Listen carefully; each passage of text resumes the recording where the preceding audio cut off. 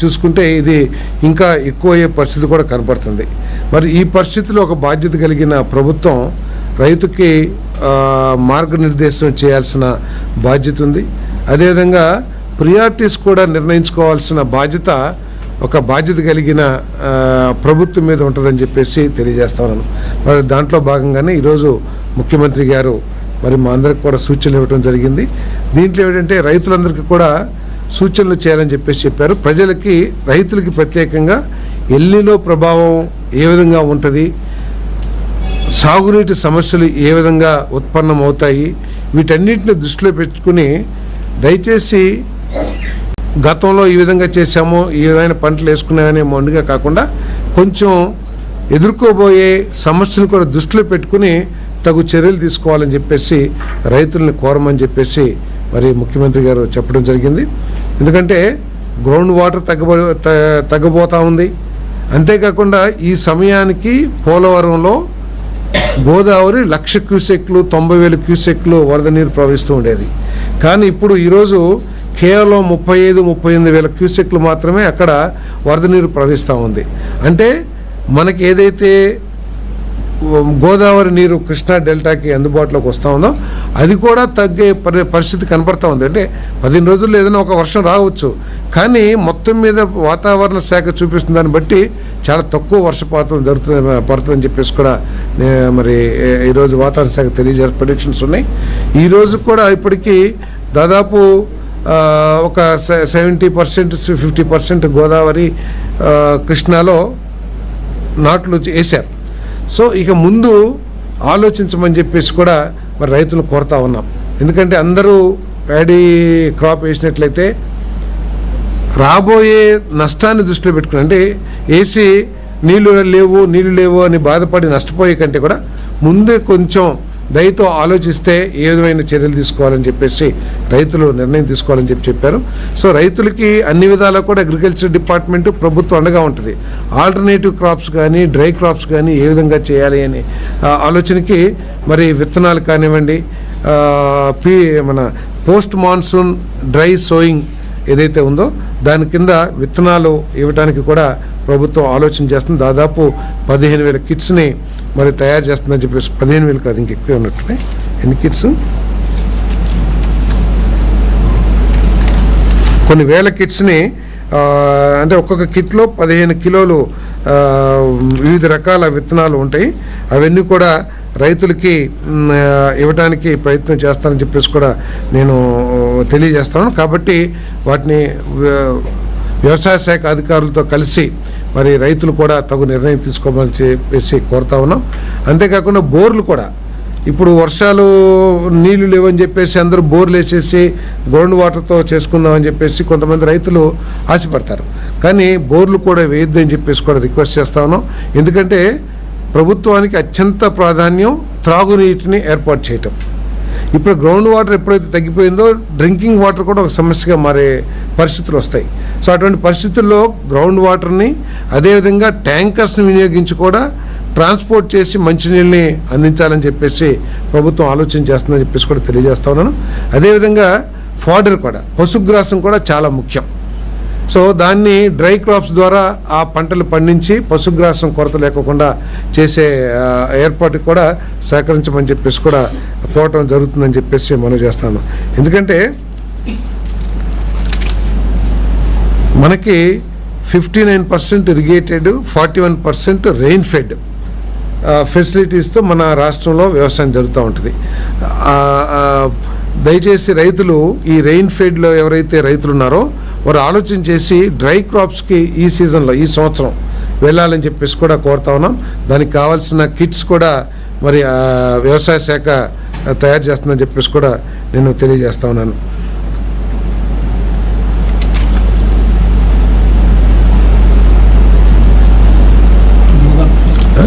Bhogapuram airport 1వ తారీఖున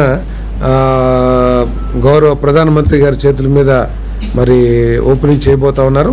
ఇది ఉత్తరాంధ్రకి ఒక పెద్ద గేమ్ చేంజర్గా మారుతుందని చెప్పేసి కూడా మేము భావిస్తూ ఉన్నాం. ఆ ఉత్తరాంధ్ర అభివృద్ధికి, ఎందుకంటే ఉత్తరాంధ్రలో అనేక ఫ్యాక్టరీస్, కేవలం ఉత్తరాంధ్ర కాదు అన్ని రీజియన్స్ కూడా ఈ ప్రభుత్వం అభివృద్ధి చేస్తున్న విషయం అందరూ కూడా తెలిసిందే. గూగుల్ కానివ్వండి, ఆర్సెల్మెట్టల్ కానివ్వండి, బీపీసీఎల్ కానివ్వండి, ఇటువంటి అన్నీ కూడా పెద్ద పెద్ద ఇండస్ట్రీస్ అన్నీ వస్తున్నాయి. దానికి ఈ భోగాపురం అనేది ఇంకా అడిషనల్గా కూడా ఉపయోగపడుతుందని చెప్పేసి నేను మనవి చేస్తాను. మరి ముఖ్యమంత్రి గారు కూడా భవిష్యత్తులో ఇటువంటి ఎల్నినో ప్రభావాలను కూడా తట్టుకునే విధంగా జలవనరుల్ని రెగ్యులేట్ చేయాలని చెప్పేసి కూడా ఆలోచన చేస్తున్నారు. మరి ముఖ్యమంత్రి మన కేంద్ర ప్రభుత్వంతో కూడా మరి డిస్కస్ చేయడం జరిగింది. ఆయన ముఖ్యమంత్రి గారు గోదావరి కావేరి లింకింగ్ వయా బనకచెర్ల దాని గురించి చాలా తీవ్రంగా కృషి చేస్తున్నారని చెప్పేసి మనం చేస్తాను. దీని మూలంగా ఏమవుతుందంటే మన తమిళనాడు డ్రింకింగ్ వాటర్ సమస్య కూడా తీరి ఈ కర్ణాటక తమిళనాడు గోడలు ఏమంటే ఈ రీజియన్లో కొంత డిస్టర్బెన్సెస్ కూడా తగ్గే అవకాశం ఉంది. ఇటువంటి ప్రాజెక్ట్స్ రావటం మూలంగా కేంద్ర ప్రభుత్వం కూడా సానుకూలంగా ఆలోచిస్తుందని చెప్పేసి మరి మాకున్న సమాచారం. సో ఇటువంటివన్నీ కూడా తెలంగాణ, ఆంధ్ర, కర్ణాటక, తమిళనాడు ఈ నాలుగు రాష్ట్రాలు కలిసి ఒక ఐక్యంగా ఈ నదుల్ని లింకింగ్ చేసుకున్నట్టయితే ఈ 4 రాష్ట్రాలకు సంబంధించిన రైతులు ప్రజలందరూ కూడా లాభపడతారని చెప్పేసి ఆలోచనతో ముఖ్యమంత్రి గారు ముందుకు తీసుకెళ్తా ఉన్నారని చెప్పేసి కూడా మనం చేస్తాను. కేంద్ర ప్రభుత్వం కూడా దీనికి చాలా సానుకూలంగా ఉందని చెప్పేసి మాకున్న సమాచారం. ఏది 1వ తారీఖు వస్తారు షెడ్యూల్ మళ్ళీ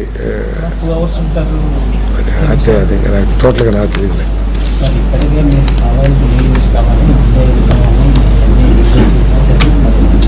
అదే అందుకనే ఆ నీటితో ఏదైతే పంటలు వేసుకున్నారో అక్కడికి ఇంకా వేయాల్సిన చాలామంది ఉన్నారు. అంతా పూర్తి 100% ఎక్కడ కూడా సోయింగ్ జరగల. మిగిలిన రైతులు దయతో ఆలోచించమంటున్నాం. ఎందుకంటే ఇప్పుడు ఏదో నీళ్లు కొంత ఇస్తున్నాము, సరే ఆ భూముల్ని చివరి భూములకి నీరు అందాలి, లేతే ఏదైతే పోలవరం కాలువ ద్వారా ఏ ఆయకట్టుకైతే నీళ్లు చేరాలో ఆ ఆయకట్టుకు అందించడం కోసం కాలువల్లో ఇల్లీగల్గా పెట్టుకున్న మోటార్లు కూడా కొంత ఆ రైతుల్ని కన్విన్స్ చేసి ఆపటానికి ప్రయత్నం చేస్తున్నాం. ఎంత చేసినా కూడా ప్రయత్నం తర్వాత ఇప్పుడు చెప్పాను ఇందాక 1,00,000 క్యూసెక్లు సుమారు ఈ సమయానికి వరద నీళ్ళు ఉంటుంది పోలవరంలో. కానీ ఈ సంవత్సరం 38,000 ఉంది ఈరోజు. అంటే భవిష్యత్తులో తగ్గితే అప్పుడు ఇబ్బంది పడి నష్టపోయే కంటే కూడా ముందే ఆలోచనతో ఒక మంచి నిర్ణయం తీసుకుంటే బాగుంటుంది అనేది మా సూచన. అర్నేడు క్రాప్స్కి డ్రై క్రాప్స్కి వెళ్తే బాగుంటుంది. ఏదైతే విత్తనాలు ఇస్తున్నారో ఆ విత్తనాలను వినియోగించుకుని డైరెక్షన్స్ ఇచ్చారు. మీరు కేవలం 2 years కంప్లీట్ రూలింగ్ మీద ప్రెస్ మీట్ పెట్టి వదిలేశారు. ప్రజల్లో విషయాన్ని బలంగా తీసుకెళ్ళడం అదే సమయంలో ఏం లేదు ఇష్యూస్ రైజవుతున్న ఇష్యూస్ కానీ ప్రతిపక్షం చేసిన ఆరోపణల మీద కంటిన్యూస్గా మినిస్టర్ రెస్పాండ్ అవ్వట్లేదు. ప్రతిపక్షం అన్ని బోగస్ అబద్ధాలు మాట్లాడుతూ మనం చూస్తూనే ఉన్నాము. సో కాకపోతే మనం చేస్తున్న కార్యక్రమాల్ని ప్రజల్లోకి ఎఫెక్టివ్గా తీసుకెళ్ళమని మన ప్రభుత్వం వచ్చిన తర్వాత ఈ రాష్ట్రంలో జరుగుతున్న అభివృద్ధి కానివ్వండి, ఇరిగేషన్కి సంబంధించిన ప్రాజెక్టులు ఇప్పుడు 36 ప్రాజెక్టులని ఇంకా మిగిలిన 3 సంవత్సరాలు పూర్తి చేయాలనుకుంటున్నాం. అదేవిధంగా ఫస్ట్ ఫేజ్ పోలవరాన్ని మార్చి 2027 కల్లా పూర్తి చేయాలనుకుంటున్నాం. 36 ప్రాజెక్టులకి టైం లైన్స్ ఇచ్చాం. ఈ వచ్చే నెల 14నే మరి లెఫ్ట్ మెయిన్ కెనాల్ ద్వారా అనకాపల్లి నీళ్లు తీసుకెళ్తా ఉన్నాం. సెప్టెంబర్ 1 అనుకుంటాను వెలుగొండ ప్రాజెక్టు ఇనాగ్రేట్ చేయబోతాం. సో ఇన్ని అభివృద్ధి కార్యక్రమాలు చేస్తా అదేవిధంగా ఈ సంక్షేమ కార్యక్రమాలను కూడా పెద్ద ఎత్తున చేస్తూ ఉన్నాం. ఒక అభిప్రాయం ఉంది ఏంటో వైసీపీ వాళ్ళంటే మేము బాగా చేసాం అంటున్నారు. నేను నా నియోజకవర్గంలో ప్రతి గ్రామంలో అఫీషియల్గా మన పంచాయతీ ఆఫీస్ నుంచి సచివాలయం నుంచి తీసుకున్నాను. నేను ఆ 23-24లో ఏ విధంగా ఇచ్చారో 23-24లో ఎంత ఆ గ్రామానికి సంక్షేమ కార్యక్రమం ద్వారా వచ్చింది. 24-25లో ఈ కూటమి ప్రభుత్వం చంద్రబాబు నాయుడు గారి నాయకత్వంలో అధికారంలోకి వచ్చిన తర్వాత ఎంత వచ్చిందనే దాని మీద ప్రతి గ్రామం నుంచి కూడా అఫీషియల్గా నేను తీసుకున్నాను. ఉదాహరణకి ఇదిగోండి సుంకొల్లు గ్రామంలో సంక్షేమ పథకాలు అమ్మఒడి 37,70,000, తల్లికి వందనం 60 లక్షలు, అదేవిధంగా వాహన మిత్ర 2,20,000, ఆటో డ్రైవర్ సేవల 3,45,000, పెన్షన్లు 1,11,90,875 రూపాయలు. ఎన్టీఆర్ భరోసా పెన్షన్లు 2,05,92,000. రైతు భరోసా 48,19,500. అన్నదాత సుఖీభవ 71,40,000 రూపాయలు. మీరు టోటల్ చేస్తే ప్రతి గ్రామంలో కూడా అదే విధంగా ఉంది. సో దాంతోపాటు మళ్ళీ డెవలప్మెంట్ వర్క్స్ అది అంటే ఇవన్నీ కూడా ప్రజల్లోకి తీసుకువెళ్ళండి మీరు ఈ ప్రభుత్వం చేస్తున్న కార్యక్రమాలని. అదేవిధంగా ఏదైతే సమస్యలు ఇప్పుడు ఎల్నినో